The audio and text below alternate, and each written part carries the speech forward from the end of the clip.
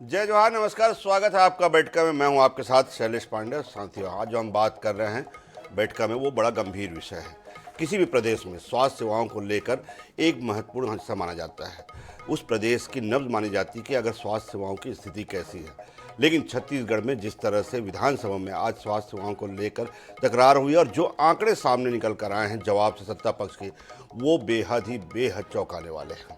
चौंकाने वाले इसलिए हैं क्योंकि मलेरिया, डायरिया, डेंगू के अलावा जिस तरह से मेडिकल दवाओं के और उपकरणों की सप्लाई में घोटाले की बात सामने आई है और खुद सत्ता पक्ष ने स्वीकार किया है, और इसके अलावा विधानसभा ने भी इसे बेहद गंभीरता से जिस तरह से लिया है, ये निश्चित रूप से कह सकते हैं कि ये प्रदेश के लिए और उन स्वास्थ्य सेवाओं के प्रति जो सजग रहने वाले लोग हैं उनके लिए बेहद गंभीर और चिंतनीय विषय है। तो आखिर क्यों है ऐसी स्थिति, इसी पर आज बात करेंगे और हमारा शीर्षक है वेंटिलेटर में स्वास्थ्य सिस्टम।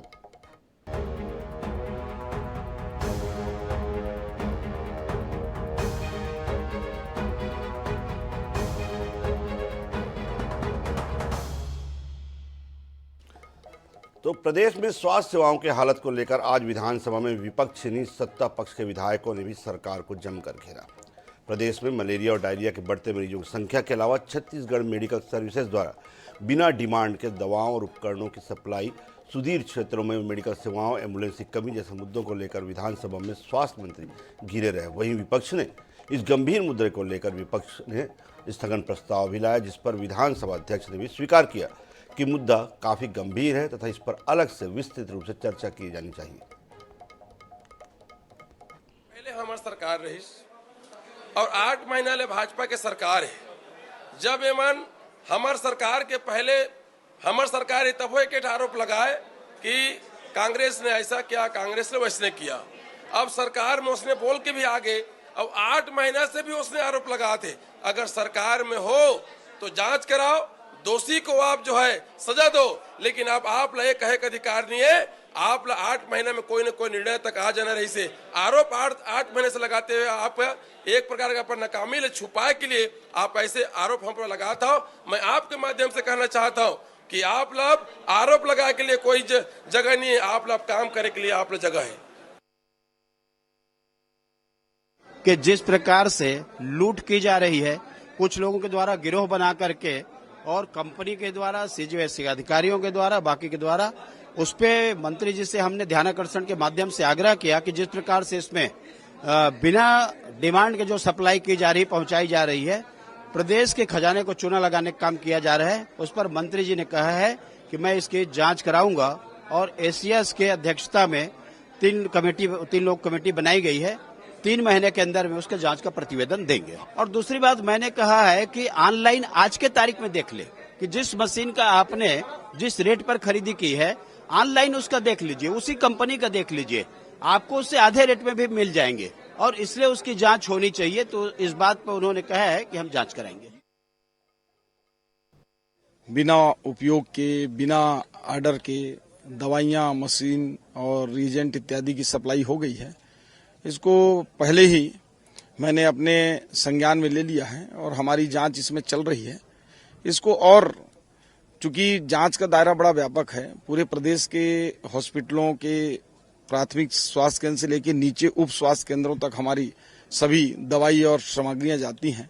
इसलिए उसको 3 महीने के समय अवधि में जांच करके उसको हम पूरी निष्कर्ष निकाल लेंगे और अगर इसमें जो भी गड़बड़ी लगता है तो उसको नियम कानून के तहत जो है कार्रवाई भी करेंगे। सप्लाई सही गुणवत्ता का हुआ था कि नहीं हुआ था, जरूरत के अनुसार सप्लाई हुई या नहीं हुई, तो ये सब जांच के बाद सारे बिंदु आ जाएंगे। अगर कोई भी गड़बड़ी है तो किसी को भी बख्शा नहीं जाएगा। तो केवल सत्ता पक्ष नहीं, विपक्ष और जो विधानसभा में बैठे हुए लोग हैं, चाहे जिम्मेदार लोग हैं, वो सभी लोग इस बात को स्वीकार कर रहे हैं कहीं न कहीं स्वास्थ्य सेवाओं में जो है भारी गड़बड़ी भी है और भारी लापरवाही भी। आलम यह है कि छत्तीसगढ़ हाई कोर्ट ने तक स्वतः संज्ञान इस मामले में लिया है कि छत्तीसगढ़ में डेंगू, डायरिया और मलेरिया का प्रकोप जिस तरह से बढ़ा है और कहीं न कहीं स्वास्थ्य सेवाओं की कमी जिस तरह से लोग महसूस कर रहे हैं, क्या ये वाकई में चिंताजनक नहीं है? शासन से जवाब भी मांगा गया है। वाकई में ऐसी स्थिति क्यों है, बात करेंगे। कुछ खास मेहमान हमारे साथ में, हमारे साथ डॉक्टर विमल चोपड़ा जी हैं, पेशे से डॉक्टर भी हैं और डॉक्टर साहब सजग भी हैं इस मामले को लेकर, पूर्व विधायक भी हैं और जनप्रतिनिधि के साथ साथ डॉक्टर, इसलिए उम्मीद करेंगे डॉक्टर साहब इसमें सही तरीके से हमको आईना दिखा पाएंगे। डॉक्टर शिल्पा देवांगन हमारे साथ में हैं, कांग्रेस से हैं, विपक्ष दल से ताल्लुक़ रखती हैं। उनसे जानेंगे कि वाकई में विपक्ष अपनी भूमिका किस तरह से निभा रही। बाबूलाल शर्मा जी मेरे साथ में हैं, वरिष्ठ पत्रकार प्रदेश के। डॉक्टर साहब, आपसे ही शुरुआत करते हैं। जो शासन की तरफ से रिपोर्ट आई है, ये रिपोर्ट मेरे पास है डॉक्टर साहब। डायरिया के वर्तमान में 10,830 मरीज जिनकी पुष्टि हो चुकी है, इसमें 13 लोगों की मौत हो चुकी है। मलेरिया के 11,932 मरीज, इसमें से 17 लोगों की मृत्यु हो चुकी है। डेंगू के 30 मरीज। छत्तीसगढ़ में मलेरिया का भी पॉजिटिव रेट 0.51%। अंबेडकर में प्रतिदिन आने वाले मलेरिया के मरीजों की संख्या 17 से 18। डॉक्टर साहब, ये स्थिति है, क्या कहेंगे?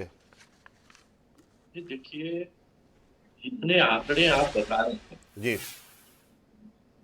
ये यदि आप के प्रति वर्ष के आने वाले आंकड़ों तो आपको पता चलेगा कि ये कोई बहुत ज्यादा आंकड़े नहीं है ना।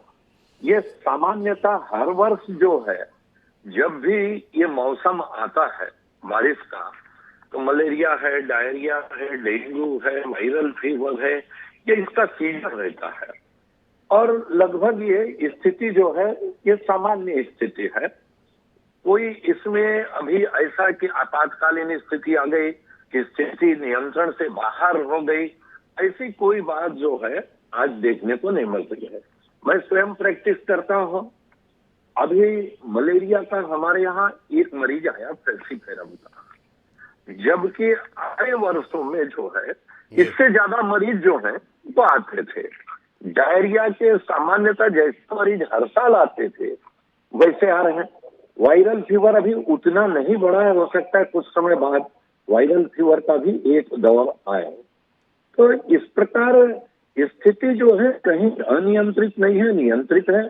सरकार की तरफ से जिन चीजों की व्यवस्था की जानी चाहिए, सरकार ने उन चीजों की व्यवस्था की है और सारी स्थिति सामान्य है। किसी प्रकार से घबराने की जरूरत नहीं है, किसी प्रकार से भयग्रस्त होने की जरूरत नहीं है।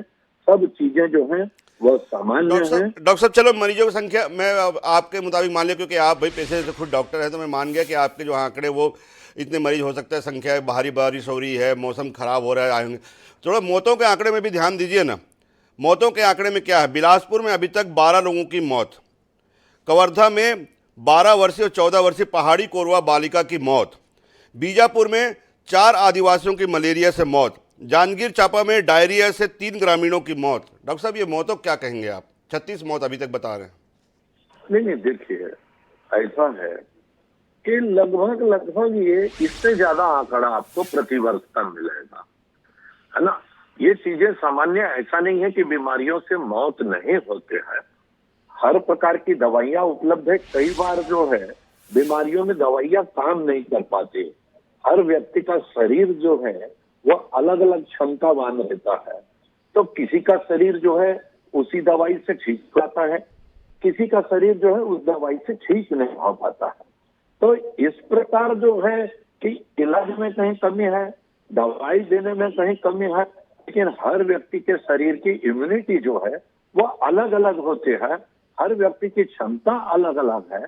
और इस प्रकार से जो मौत का आंकड़ा आप बता रहे हैं, ये कोई बहुत ज्यादा या घबराने वाली बात नहीं। ठीक है, दुखदाई तो है, एक भी मौत यदि होती है तो उसके लिए सबको दुख है, लेकिन ये संसार में इस प्रकार के घटनाओं को, चाहे आप विदेश से ले लेंगे, विकसित देश ले लेंगे, वहां भी इस प्रकार की मौतें जो है वो होती रहती है। और अभी जो आज की वर्तमान स्थिति है उसमें मेरे को नहीं लगता कि कहीं कोई घबराने की जरूरत है या कहीं कोई खाए खबर मचाने की जरूरत है। जी, मेरे को तो बड़ा आश्चर्य है डॉक्टर साहब, लेकिन आप खुद पेशे से चिकित्सक भी हैं, जनप्रतिनिधि भी रहे हैं, पूर्व विधायक भी रहे हैं, उसके बाद भी आप कहते हैं कि इन मौतों से घबराने की ज़रूरत नहीं है। भाई प्रतिदिन जो है वो मौतें हो रही हैं। डायरिया से अभी तक 17 लोगों की मौत, मलेरिया से जो है वो 16 लोगों की मौत, डेंगू से 3 लोगों की मौत। उसके बाद डॉक्टर साहब आप कह रहे हैं कि बिल्कुल घबराने की ज़रूरत नहीं है। मेरे को तो बड़ा आश्चर्य होता है आपके वक्तव्य पे। नहीं, देखिए मौतों को जो है मौत तो होती है, ऐसा नहीं है क्या आप अस्पताल में जाएंगे आज मेटाहारा में, तो रोज आपको वहां कोई ब्रेन हेमरेज से आया है, कोई एक्सीडेंट होके आया है, कोई किसी चीज से आया है। यदि डॉक्टर साहब, इसको तो अपन पेंडेमिक नहीं मान सकते ना, इसको तो हम पेंडेमिक नहीं मान सकते ना। डायरिया मलेरिया को तो रोक सकते हैं ना। अगर किसी को कैंसर हुआ है तो हम ये नहीं कह सकते कि हम इसके रोकथाम के लिए कुछ नहीं कर सकते। लेकिन डायरिया मलेरिया के रोकथाम के लिए आप भी जानते हो कि सरकार के स्तर पर किस तरह का अभियान चलाया जाता है। मलेरिया उन्मूलन अभियान चलाया जा रहा है। उसके बाद आप ब्रेन ट्यूमर की या कैंसर की या ब्रेन हेमरेज की तुलना डायरिया मलेरिया कैसे कर सकते हैं डॉक्टर साहब? नहीं, डायरिया जो है इसका उन्मूलन नहीं हो सकता। ये तो प्रतिवर्ष जो है हम इससे बैक्टीरिया से ये तो होगा ही होगा।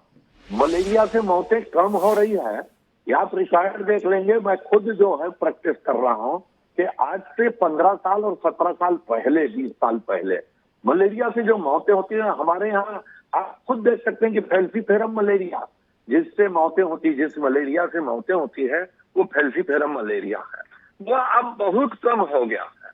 मैं नहीं कह रहा हूं खत्म हो गया है या समाप्त हो गया है, लेकिन आज से 10 साल पहले, 12 साल पहले आप रिकॉर्ड उठा के देखेंगे तो एक एक जिले में आपको फैल्सीफेरम मलेरिया से 30 से 40 मौतें दिखेंगी उसमें। लेकिन आज वो स्थिति नहीं है, स्थिति नियंत्रण में है। और डायरिया जो है ये तो प्रतिवर्ष होना है, इसको आप रोक भी नहीं सकते, इसका उन्मूलन भी नहीं हो सकता। लेकिन सरकार की तरफ से व्यवस्थाएं सारी की गई है। सरकार सारी प्रकार की दवाइयां, सारी प्रकार की व्यवस्थाएं ये सरकार ने की है। डॉक्टरों की टीम भी है। यदि कहीं बहुत ज्यादा स्थिति बिगड़ती है तो वहाँ कैंप भी लगाया जाता है, डॉक्टर भी जाते हैं। तो आप पिछले साल या उसके 10 साल पहले का आंकड़ा देखेंगे तो मेरे को लगता है तुलनात्मक रूप से आज हम बहुत अच्छी स्थिति में है। स्वास्थ्य सेवाएं हमारी जो है वो काफी अच्छी सुधरी है। पहले एक मेडिकल कॉलेज हुआ था रायपुर का, आज जो है हमारे यहाँ 14-15 मेडिकल कॉलेज हैं। पहले 100 डॉक्टर निकलते थे, आज जो है 2000 से ज्यादा डॉक्टर निकल रहे हैं। हमारे यहाँ पीएचसी है, सीएचसी है, उप स्वास्थ्य केंद्र है। हर स्तर पर जो है जांच करने की प्रक्रिया है, उनको आगे भेजने के लिए है। चलिए, तो मैं डॉक्टर साहब की बात मैं बड़े जो है वो दुखी मन से मान लेता हूँ कि ये सब मौत के आंकड़े जो है वो स्वाभाविक है। शिल्पा जी क्या कहेंगी आप?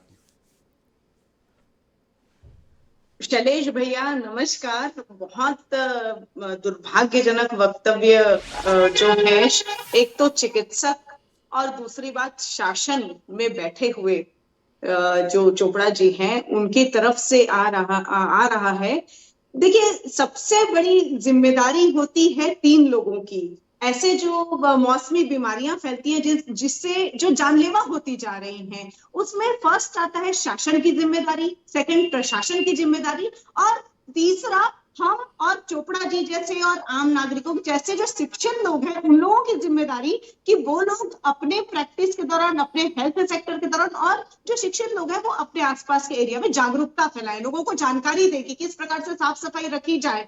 तो ये बोल देना कि मौत तो कॉमन है, होती रहती है, आती रहती है, जाती रहती है, ये तो मतलब बहुत ही दुर्भाग्यजनक वक्तव्य लगता है मुझे। ऐसा नहीं होता है। देखिए, सरकार को जनादेश के साथ ही शासन करने का मौका मिला है, सत्ता मिली है, तो उनकी जिम्मेदारियां हैं। अब अपनी जिम्मेदारी से भागने के लिए, अपनी नाकामी को छुपाने के लिए यदि ऐसे वक्तव्य दे रहे हैं तो ये इनकी राजनीति है। परंतु जमीनी स्तर पर लोग परेशान हैं, स्वास्थ्य सुविधाएं उपलब्ध नहीं हो पा रही हैं, ये हकीकत है। मैं पूछना चाहती हूँ कि क्या 7-8 महीने से जो साय सरकार है उनको ये नहीं मालूम था कि आगे बारिश का सीजन आने वाला है, मानसून सीजन आने वाला है? इस मौसम में डायरिया, मलेरिया, डेंगू जैसी जानलेवा बीमारियां फैलने वाली है, इसलिए पहले से ही इसकी समुचित व्यवस्था कर ली जाए, जैसे कि सफाई की व्यवस्था कर ली जाए, जैसे कि कीटनाशक छिड़काव की व्यवस्था कर ली जाए, नाली साफ सफाई कर ली जाए, शुद्ध पेयजल की व्यवस्था हर एक अंचल में कर दी जाए। जो पहाड़ी अंचल है वो भी, जैसे बस्तर जैसे सुदूर दुर्गम क्षेत्र में भी जो है बीमारियां फैल रही, तो वहां पेयजल की व्यवस्था कर दी जाए, स्वास्थ्य अभियान जो है, जागरूकता अभियान संचालित किया जाए। ये सब कुछ भी नहीं हुआ। साय सरकार के आने के बाद ये सब जो तैयारियां होनी थी वो नहीं हुआ। दूसरा एक महत्वपूर्ण सवाल है जो मैं विपक्ष की ओर से पूछना चाहती हूँ कि भूपेश सरकार ने एक योजना चालू की थी, हाट बाजार क्लिनिक, जिसमें ग्रामीण क्षेत्रों में भी स्वास्थ्य सुविधाएं उपलब्ध कराई जाती थी, दवाएं उपलब्ध कराई जाती थी, इवन लैब में टेस्ट भी कुछ जैसे मलेरिया के टेस्ट उपलब्ध कराए ही जाते थे। और ये बहुत ही सफलता पूर्वक रन कर रही थी ये मैं आऊंगा योजना। डॉक्टर साहब तो आपको जी। ऐसी जो जनहित वाली योजनाएं हैं उसको बंद करने का क्या कारण है? इसमें क्या कुदरत ले सकते हैं ये लोग? तो भाई ये तो जमीनी स्तर पर लोगों को स्वास्थ्य सुविधाएं दे रही थी। एक और लास्ट अपनी बात कहूंगी जी। कि पोषण व्यवस्था में जो बच्चों को आहार दिए जाते थे, संतुलित आहार दिए जाते थे, वो शायद सरकार के आने के बाद में अघोषित रूप से बंद है। तो जब न्यूट्रिशन नहीं मिलेगा तो ऐसी बीमारियां बढ़ने के चांसेस है। तो कुल मिला के पूरी बातों को यदि देखा जाए तो शासन स्वास्थ्य व्यवस्था ठीक करने में कमजोर तो नजर आ रही है। मैं शिल्पा जिम्मेदारी से बाहर- शिल्पा जी, जैसे मैंने डॉक्टर साहब को आंकड़े बताए ना, वैसे मैं आऊंगा डॉक्टर साहब। मैं एक आंकड़ा आपको ही बताना चाहता हूं कि 2020 में जो मलेरिया की पॉजिटिव रेट जो आज 0.51% है, 2020 में वो पॉजिटिव रेट 4.60 थी आपके शासनकाल में। क्या कहेंगे? देखिए, इसीलिए तो भूपेश सरकार ने हाट बाजार क्लिनिक योजना, जो बाजारों में जा करके सुदूर दुर्गम अंचल क्षेत्र में जहाँ जागरूकता की कमी है वहां जागरूकता के लिए स्वास्थ्य सुविधा उपलब्ध करने के लिए ऐसी योजनाएं बनाई थी। सरकार ने आंकड़े देखते हुए कार्य किए ना। इनके क्या कार्य हैं आप बता दीजिए। ये तो बोल रहे हैं मौत तो होती रहती है। तो ऐसे शासन में बैठा व्यक्ति यदि ऐसी बयानबाजी करेगा तो ये तो बहुत दुर्भाग्यजनक लगती है। साहब। हमने तो कार्य किया और जनता ने भी देखा। डॉक्टर साहब, शिल्पा जी बता रही हैं कि भी तमाम योजनाएं भूपेश सरकार ने शुरू की थी, लेकिन आपकी सरकार में तमाम योजनाएं बंद हो गई। उसका नतीजतन है कि आज ये डायरिया मलेरिया इतनी प्रकोप में फैला हुआ है। क्या कहेंगे? ये शायद शिल्पा जी तो यहाँ तक बोल जाती कि शायद मेटाहारा बंद हो गया। उनको जानकारी नहीं है कि पोषण की अघोषित रूप से आपने कहीं जाके देखा, पूरा पोषण की व्यवस्था आंगनबाड़ी चल रही है, मितानी ने काम कर रही है, एम्बुलेंस काम कर रही है। आप सुन लीजिए, पहले सुन लीजिए, आपने ऐसा वक्तव्य दे रहे हैं। अरे सुन लीजिए पहले, ऐसा वक्तव्य दे रहे हैं कि कांग्रेस के शासन में मलेरिया समाप्त हो गया था। एक आदमी की मौत नहीं हुई मलेरिया से। अरे आप सुन लीजिए, 2 किलोमीटर में आंगनबाड़ी है। मेरे क्षेत्र से, इस जगह से 1-2 चलिए किलोमीटर में आप ही बोल लीजिए। सुनने की हिम्मत नहीं है, इसलिए सरकार से भाग गए। शिल्पा जी एक बार डॉक्टर साहब का वक्तव्य पूरा होने। जी डॉक्टर साहब। है ना, आपने अभी क्यों खोल दी कि 4% मलेरिया 2 साल सरकार हो गई थी, 18 के बाद 20 में आपकी क्यों मलेरिया का रेट 4% था, आज 5% है।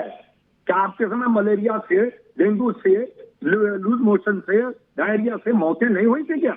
आप ऐसा बोल रहे हैं कि उस समय एक मौत नहीं हुई। अरे डॉक्टर साहब कुछ खबरें मैं उनका आपके तरफ जो ध्यान दिलाना चाहता हूँ। आपने एम्बुलेंस की बात कही, कल दोपहर की घटना है, सूरजपुर में कांवड़ में महिला को 3 किलोमीटर ढो के एम्बुलेंस तक पहुंचाया गया क्योंकि एम्बुलेंस गांव तक नहीं पहुंची।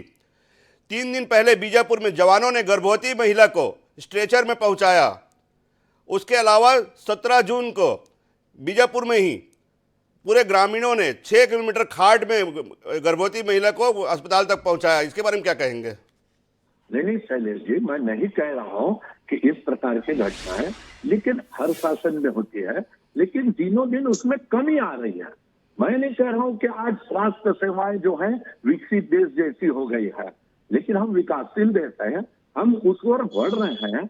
आज हमारे पीएचसी, उप स्वास्थ्य केंद्र, हेल्थ वेलनेस सेंटर, सरकार की तरफ से मेडिकल कॉलेज की व्यवस्था, डॉक्टरों की संख्या ये बढ़ाई गई। आप बताइए कि कितने medical college Bharatiya Janata party की सरकार ने, एक मेडिकल कॉलेज था छत्तीसगढ़ में रायपुर का, आज भारतीय जनता पार्टी के प्रयास से जो है 16 मेडिकल कॉलेज है, 15 मेडिकल कॉलेज खोले हैं। क्या किया कांग्रेस के शासन ने? आपकी पेट स्कैन मशीन खरीदी हुई 5 साल पड़ी रही है। चलिए ठीक है।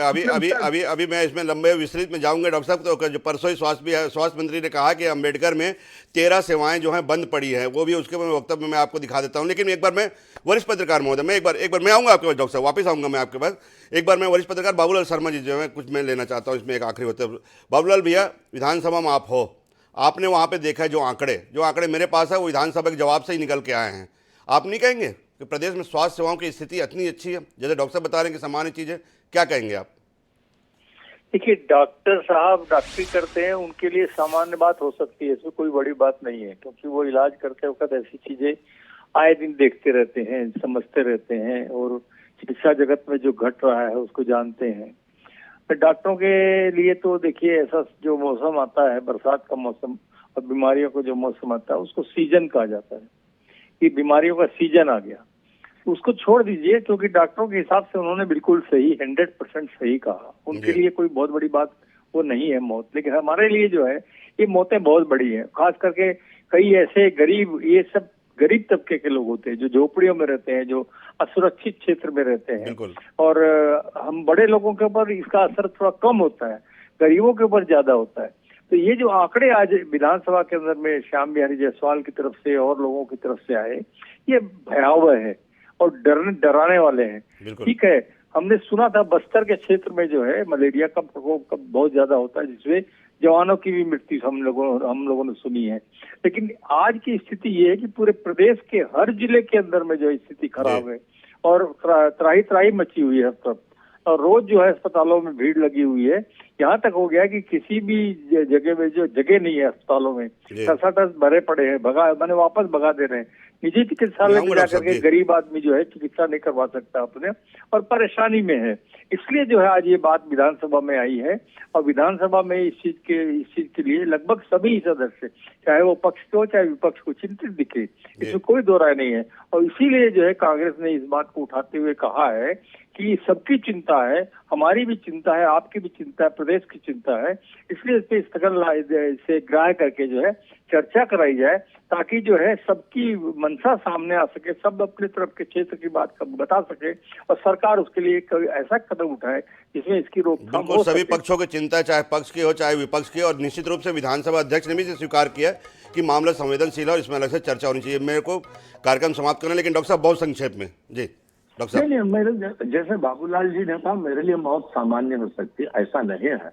मैंने स्वयं कहा कि कोई भी मौत चिंताजनक है, लेकिन आप तुलनात्मक रूप से देखिए कि पहले वर्षों में आप बता दीजिए कितने, एक बार आंकड़ा आया था 25,000 बच्चे कांग्रेस के शासन में जो है एक साल में पूरे प्रदेश में। चलिए, तो आंकड़ों में नहीं उलझते। मैं डॉक्टर साहब की बात मान लेता हूं कि कहीं ना कहीं सरकार गंभीर है, लेकिन जैसे कि बाबूलाल शर्मा जी ने कहा, जैसे कि बताया कि वहां पे मलेरिया क्या स्थिति है। मैं पिछले अगर 6 साल की बात करूं तो 88 जवानों की वहां पे अभी तक मृत्यु का आंकड़ा भी है, लेकिन हम आंकड़ों में नहीं जाते, हम घटनाओं पर जाते हैं। जिस तरह से आज 1500 मरीज मलेरिया के, 1300 मरीज डायरिया के, 30 से ऊपर मरीज डेंगू के, इसके अलावा 35 से 36 मौतें हुई हैं। कहीं ना कहीं डॉक्टर साहब आपको स्वीकार करना पड़ेगा कि ये चिंताजनक स्थिति है। ठीक है, मौसम आते हैं जाते हैं, लेकिन इस तरह से 3 दर्जन मौतें होना, 1500 3,000 लोगों का एक साथ बीमार होना, 10,881 लोगों का पॉजिटिव अभी तक रिपोर्ट आना, ये कहीं ना कहीं छत्तीसगढ़ जैसे प्रदेश के लिए चिंताजनक विषय है। और खास तौर पे उन क्षेत्रों के लिए,